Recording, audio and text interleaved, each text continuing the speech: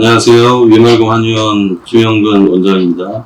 예, 원장님, 지난 회차까지 이제 간과 심장과 소화기관의 유기적인 운동에 대해서 이제 말씀을 많이 주셨는데요. 그러면, 간이나 심장에 좋은 약을 꾸준히 복용을 할 경우에, 그럼 소화기관의 그런 어떤 증상들도 개선에 어느 정도 좀 도움이 될지.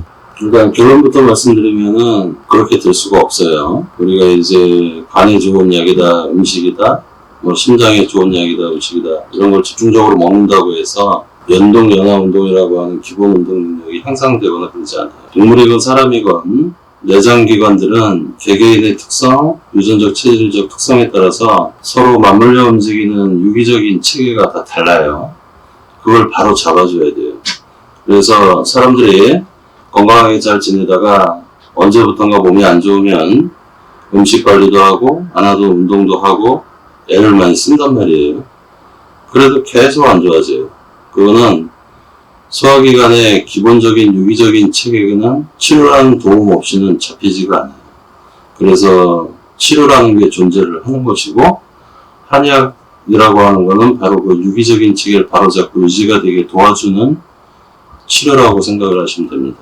아주 그냥 상식적으로 또 생각을 해보면 소화기관이 안 좋아지게 되면 뭔가 문제가 생기게 되면 장기적으로는 간이나 심장에도 문제가 생길 수가 있는 여지가 있을까요? 일단 기본적으로 소화기관이 만든 에너지 영양분이 해부학적으로 저장되는 곳이 간하고 근육 조직이에요. 심장은 순수한 근육 덩어리고 어려서부터 소화기가 약하거나 식도든 위장이든 장이건 만성 소화기 질환을 오랫동안 겪는 분들은 자동적으로 간하고 근육, 심장이 약해질 수밖에 없어요.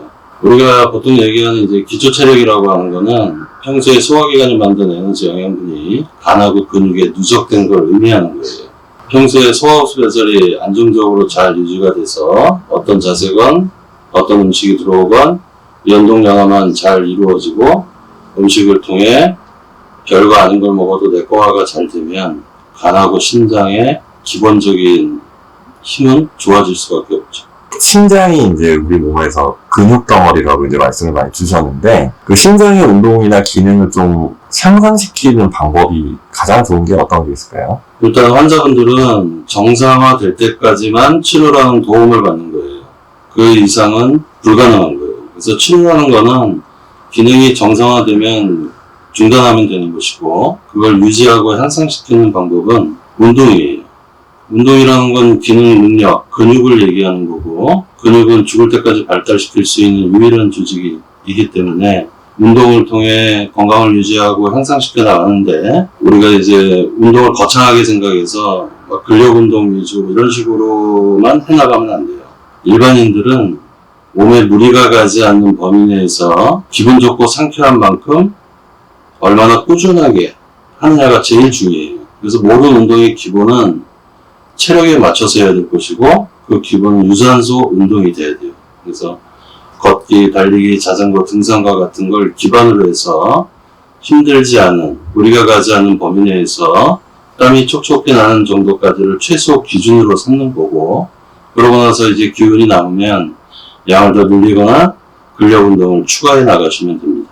한의원 치료를 받으시는 분들, 또 오래 받으시는 분들이 좀 이렇게 생각이 드실 법한 게 일단 약을 좀 오래 드시는 편인 것 같아요. 또 하나는 이제 침을 자주 맞으시는 분들도 계신데 한약과 침의 그런 기능, 효능 이런 부분에 대해서도 궁금해하시는 분들도 있을 것 같고 약을 또 이렇게 반드시 오래 먹는다고 해서 효과가 무슨 효과가 있을까라는 생각하시는 분도 계신 것 같아요. 일단 증상이 응급적이고 급한 경우다. 그럴 때는 이제 대증요법을 먼저 해야 돼요. 그리고 이제 만성화된 질환, 대증요법을 아무리 해도 해결이 안 되고 점점 심화가 되고 이런 분들은 이제 근본 치료라고 하는 이제 개념, 즉 내장기관들의 기능을 향상시키는, 정상화시키는 방법을 이제 써야 되는 거죠. 그래서 제가 누차 얘기해온 그 유기적인 체계를 바로 잡는 도움을 받는다라고 하는 건데, 이제 치료는 크게는 이제 한약과 침과 뜸이 있어요. 한약은 내장기관들 각각의 기를 끌어올리는 게 주목적이고 물론 한약에도 침 효과가 있어요. 그리고 침은 기운을 더해주고 빼주고 하는 아무 상관없이 막힌 걸 뚫어주는 역할밖에 안 해요. 오래되거나 내공, 내적 기운이 약하신 분들은 침 효과를 일시적으로는 받을 수는 있어도 오래 가지 못해요. 그래서 오래되신 분들은 내공들이 약하기 때문에 이제 한약을 병행을 해서 치료를 하는 게 가장 좋은데, 오래 걸린다라는 개념은 육체의 최소 변화 단위는 3개월이에요. 계절이 변화하는 자연의 시간에 순응하는 자연의 존재라서 그래요. 지금 우리가 하고 있는 건 3개월 뒤에 결과적으로 나타난다는 개념이 되죠. 그러니까 지금 딱 한다고 바로 확 좋아지는 게 아니라 서서히 그래프상 45도 각도로 서서히 진행이 돼 나가는 거예요. 그래서 내 기능 능력이 커지는 거에 반해서 증상들은 얼음이 녹듯이 줄어들고 약해지다가 사라지게 되죠. 그게 진짜 좋아지는 거예요. 육체에 한번 키운 능력은 쉽게 무너지지 않아요. 그러면은 이제 예를 들면 저희가 물론 만성화 정도에 따라는 다르겠지만 치료를 받게 된다라고 하면 최소 그냥 3개월 이상은 좀 보고서 진행을 해야 되는 것 같겠네요.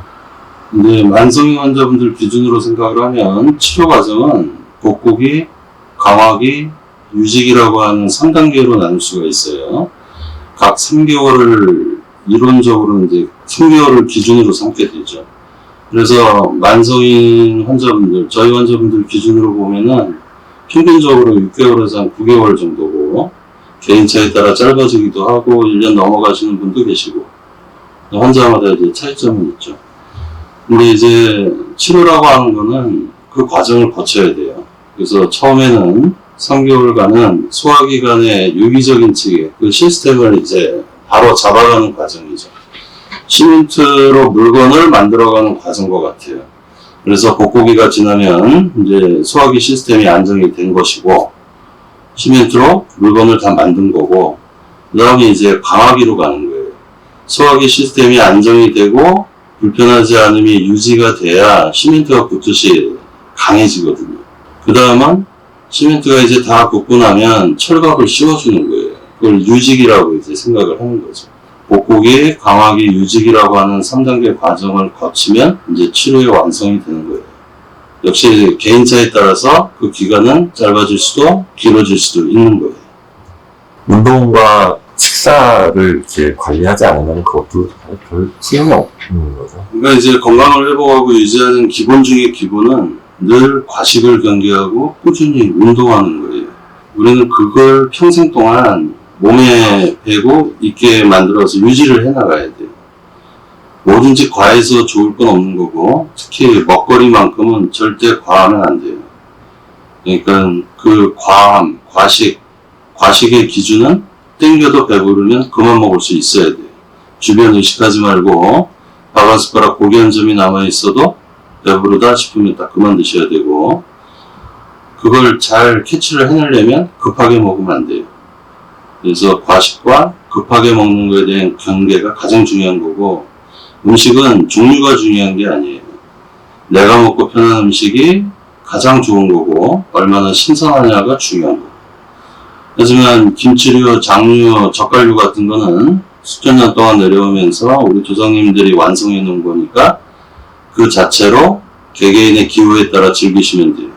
잠깐 이제 침에 대해서 조금만 더 궁금한 게 있어서, 그 침은 이게 저도 예전에 이제 한의원 치료를 받다 보면은 약으로 치료하는 경우도 있고, 이제 갈 때마다 이제 또 침을 맞는 경우도 있긴 있더라고요. 그래서 저는 사실 그 두 차이가 뭐 혹시 어떤지 잘 모르겠지만, 그 침은 어떤 흥미 보통 있다고 보면 될까요? 그러니까 아까도 얘기한 대로 침은 막힌 걸 뚫어주는 역할을 해요. 그러니까 우리가 흔히 보이지 않는 움직이는 힘, 기. 그 기는 경락을 따라서 돌아다닌단 말이에요. 그래서 기가 막힌다. 그럼 그걸 뚫어주는 게 이제 침의 역할이에요. 자, 그러니까 건강하게 잘 지내는 사람이 이제 어떻게 하다가 뭐 다쳤다. 아니면 좀 급체를 했다. 그러면은 어혈이 발생이 된다거나 책기가 있고 그러면은 순환이 잘 안 된단 말이에요. 그걸 뚫어주는 역할을 하는 거예요. 그럴 때는 특별히 약을 쓰지 않아도 침 한두 번 맞으면은 바로 좋아져요. 그건 건강한 사람 기준이 되죠. 근데 이제 어떤 질환이든지 만성화가 된 분들은 내장기관들의 기가 다 약해져 있어요. 내공이 다 약한 거죠. 약이라는 물질이 들어가서 그 내공을 키워줘야 돼요. 침만으로는 한계가 있는 거예요. 그래서 오래되고 귀가 약하신 분들은 약과 침을 병행을 하는 거고, 또 저 같은 경우에는 뜸을 침 효과를 배가시키기 위해서 같이 하게 되고, 그래서 약과 침에 대해서는 그렇게 생각을 하시면 됩니다. 뜸은 침 효과가 좀 있는 건가요? 뜸만 해도 효과가 나타나요. 근데 이제 뜸보다는 침이 더 중요하고, 침과 뜸을 병행을 하면 훨씬 더 침 효과가 커져요. 그래서 침을 맞았을 때와 뜸을 같이 했을 때 너무 큰 차이가 나니까 뜸을 안 할 수가 없어요. 그래서 저는 침과 뜸을 같이 해드리죠. 원장님 그 부항 뜨는 거는 혹시 이제 부항은 이제 건부항과 수부항이 있는데, 이건 이제 논란의 여지가 좀 많아요. 그래서 이제 우리나라 사람들 피부과하는 거 되게 좋아하는데, 저는 이제 개인적으로 추천사항은 아니에요. 그래서 이제 어디 아프다 그러면 이제 가서 수부항하고 피부과 하는데, 수부항은 역시 급할 때 한두 번 정도 해주는 게 제일 낫다고 보고요. 어깨나 허리가 아파서 주기적으로 계속 피 빼는 수부항을 해버리면 나중에 그 조직이 굳어요. 오히려 더 탄력을 떨어지고. 그래서 장기적으로는 안 좋은 걸로 보고 급할 때는 써먹자예요. 알겠습니다.